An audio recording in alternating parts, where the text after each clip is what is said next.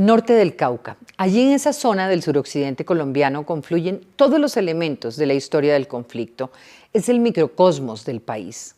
Involucra tierras, comunidades afros, las crecientes comunidades indígenas, a los empresarios de ingenio, de caña, de cítricos, de maderables, a los mafiosos, los cultivos ilícitos.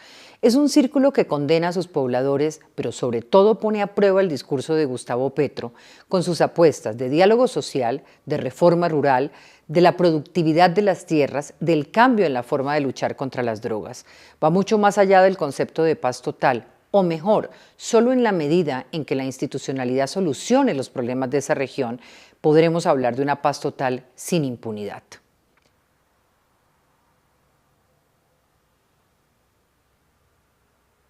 La complejidad es enorme. Esta semana no fueron suficientes la instalación de un puesto de mando unificado ni la presencia de altos funcionarios del Estado, nada.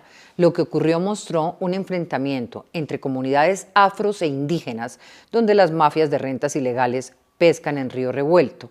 Ya son 25 los líderes asesinados este año. Las comunidades indígenas en Colombia han crecido en un 36.8% entre el 2005 y el 2018. Esto significa que han crecido 3 veces más que el total de la población del país. Y esto se debe a que tienen altas tasas de fecundidad, sí, pero sobre todo a que el último censo llegó a zonas donde históricamente no habían llegado y se hizo bajo el concepto de consultas previas que reconoce la Constitución del 91 en el autorreconocimiento. Para muchos entonces cualquiera de nosotros puede declararse indígena o negro, pero no es tan sencillo y está probado que los que responden a estas comunidades lo son. De cada 10, 7 viven en zonas rurales y 6 en resguardos. Un estudio realizado por Juan Daniel Oviedo, el genio, el exdirector del DANE, muestra unas cifras contundentes sobre estas poblaciones. Les muestro, mientras en toda la población colombiana los indígenas son el 4.3%, en el Cauca son el 23.8%. Y la población afro en el índice nacional es 9.3%. En el Cauca es del 24.4%. Lo más grave es que la mitad de la población del Cauca vive en la pobreza monetaria y además tienen el mayor déficit habitacional, los mayores rezagos en tecnología y de informalidad rural ni se diga.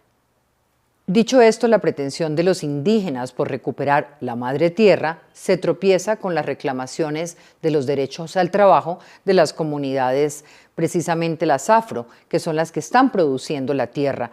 Algunas de esas tierras de ellos mismos, otras de propiedad de personas naturales y jurídicas que tienen contratos con los ingenios. En Colombia, las comunidades indígenas tienen aproximadamente 34 millones de hectáreas y es tarea urgente determinar la productividad de esas tierras y cuántas están siendo usadas por las rentas ilegales. Que la narrativa del gobierno no sea usada para recuperar estos predios, para invadir esos predios, como ya ocurrió en el Cesar, que tampoco crea el gobierno que se van a conformar con que les entreguen bienes expropiados a la mafia, porque son normalmente improductivos, pero además resultan peligrosos. Ya hay pruebas de que muchos de estos bienes han sido entregados a personas y esos nuevos inquilinos luego asesinados. Los discursos sin tiempo producen lo ocurrido en Dagua, en el Valle del Cauca, con la invasión del conocido predio con el nombre de Caballo Loco, que perteneció a Rodríguez Orejuela. El 36.9% de la propiedad rural en Colombia pertenece a territorios colectivos. Para más o menos 2.5 millones de personas hay que revisar la propiedad, claro, pero también la productividad de estas comunidades para que esto no afecte los derechos de los otros. Oigan esto, 83.5% de las tierras de los indígenas en el norte del Cauca son improductivas. Estamos a punto de un paramilitarismo reciclado. Ya se están organizando en las regiones del Valle y del Cauca. Que no sea que terminemos por devolvernos a las épocas de la guerra de los terratenientes, utilizando a los negros como esclavos, matando a indígenas, acusando a supuestos cómplices de los guerreros. Si este gobierno es capaz de darle paz, desarrollo y seguridad al norte del Cauca, entonces sí habría valido la pena el cambio. Si en esta región no se tiene en cuenta que los minutos cuentan, entonces el diálogo social no habrá servido. Pero si sirve, ese diálogo social también tendrá que decirle a los indígenas que la Madre Tierra castiga los abusos.